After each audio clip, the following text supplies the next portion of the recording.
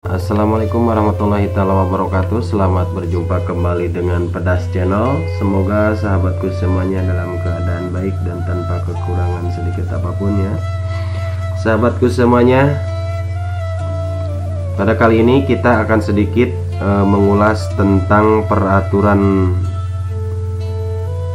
Menteri Dalam Negeri nomor 67 tahun 2017 tentang perubahan atas peraturan Menteri Dalam Negeri nomor 83 tahun 2015 tentang pengangkatan dan pemberhentian perangkat desa. Namun sebelum video ini dilanjut, alangkah baiknya klik like, subscribe, dan aktifkan lonceng notifikasinya agar sahabatku semuanya tidak ketinggalan video terbaru dari kami. Terima kasih untuk yang sudah subscribe, dan kita lanjut mengulas tentang peraturan Menteri Dalam Negeri Republik Indonesia nomor 67 tahun 2017 tentang perubahan atas peraturan Menteri Dalam Negeri nomor 83 tahun 2015 tentang pengangkatan dan pemberhentian perangkat desa. Namun sahabatku semuanya, pada kali ini Pedas Channel akan sedikit mengulas tentang pemberhentian perangkat desa. Untuk pengangkatan perangkat desa akan bahas di lain waktu ya. Kita akan lanjut saja ke dalam pasal 5 ya, tentang pemberhentian perangkat desa. Di dalam pasal 5 sudah dijelaskan di sini bahwa kepala desa memberhentikan perangkat desa setelah berkonsultasi dengan camat. Yang kedua, perangkat desa berhenti karena yang pertama adalah meninggal dunia, B. permintaan sendiri, C. diberhentikan. Perangkat desa yang diberhentikan sebagaimana dimaksud pada ayat 1 huruf C karena, nah ini ada syaratnya. Jadi perangkat desa diberhentikan karena yang pertama adalah usia telah genap atau 60 tahun. Bagaimana sahabatku semuanya? Apa sudah 60 tahun?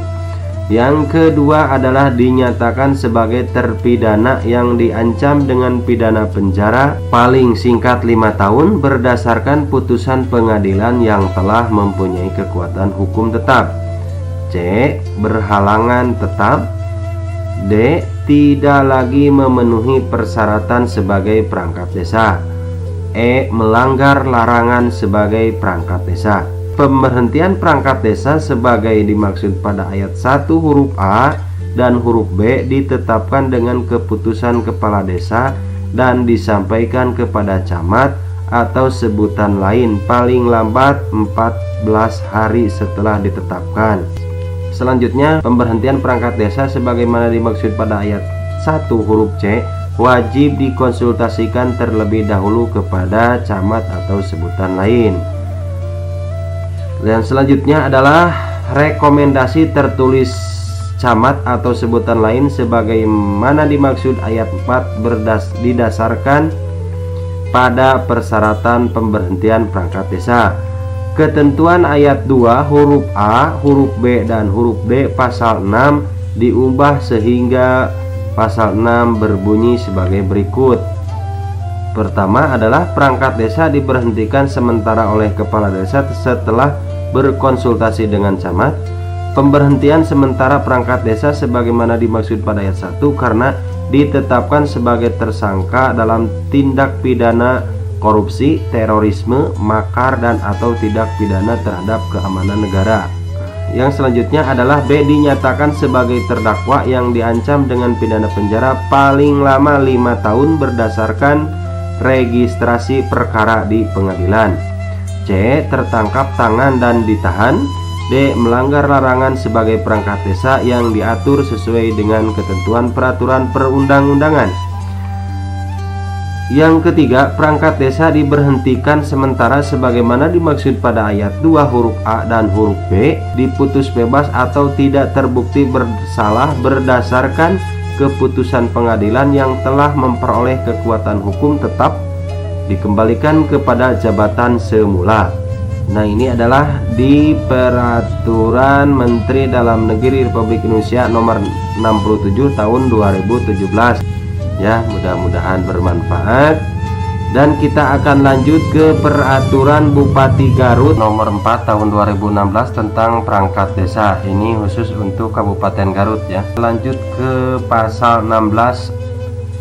Pasal 16, mana pasal 16? Kita cari di sini.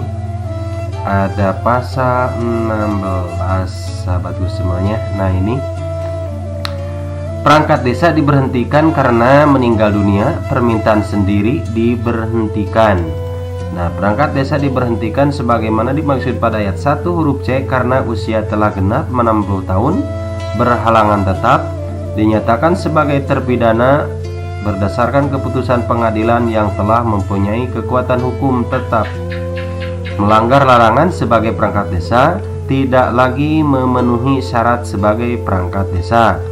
Pemberhentian perangkat desa ini di dalam pasal 17. Pemberhentian perangkat desa sebagaimana dimaksud dalam pasal 16 dilaksanakan dengan mekanisme sebagai berikut. A. Kepala desa melakukan konsultasi dengan camat mengenai pemberhentian perangkat desa. B. Camat memberikan rekomendasi tertulis yang memuat mengenai pemberhentian perangkat desa yang telah dikonsultasikan dengan kepala desa. Rekomendasi tertulis camat dijadikan dasar oleh kepala desa dalam pemberhentian perangkat desa dengan keputusan kepala desa. Rekomendasi tertulis camat sebagaimana dimaksud pada ayat 1 huruf B didasarkan pada persyaratan pemberhentian perangkat desa. Keputusan kepala desa sebagaimana dimaksud ayat 1 huruf C disampaikan kepada camat paling lambat 14 hari setelah ditetapkan. Yang selanjutnya adalah pemberhentian sementara, pasal 18. Perangkat desa diberhentikan sementara oleh kepala desa karena ditetapkan sebagai tersangka dan ditahan. B. Ditetapkan sebagai terdakwa. C. Tertangkap tangan dan ditahan. D. Melanggar larangan sebagai perangkat desa yang diatur sesuai ketentuan peraturan perundang-undangan. Apabila perangkat desa yang diberhentikan sementara sebagaimana dimaksud pada ayat 1 huruf A, huruf B, dan huruf C diputus bebas atau tidak terbukti bersalah oleh pengadilan dan telah berkekuatan hukum tetap, maka dikembalikan jabatan semula ya. Nah, ini pemberhentian sementara perangkat desa sebagaimana dimaksud pada ayat 1 ditetapkan oleh kepala desa setelah berkonsultasi dengan camat. Ketentuan lebih lanjut mengenai pengangkatan dan pemberhentian perangkat desa sebagaimana dimaksud dalam pasal 7 sampai dengan pasal 18 diatur dengan peraturan bupati. Nah, itulah tentang pemberhentian perangkat desa. Semoga sedikit demi sedikit memberikan informasi tentang pemberhentian perangkat desa. Jika dirasa video ini bermanfaat, silahkan di-share ke teman yang lainnya. Dan jangan lupa like, subscribe, dan aktifkan lonceng notifikasinya agar sahabatku tidak ketinggalan video terbaru dari kami. Terima kasih, sekian, semoga bermanfaat. Assalamualaikum warahmatullahi wabarakatuh.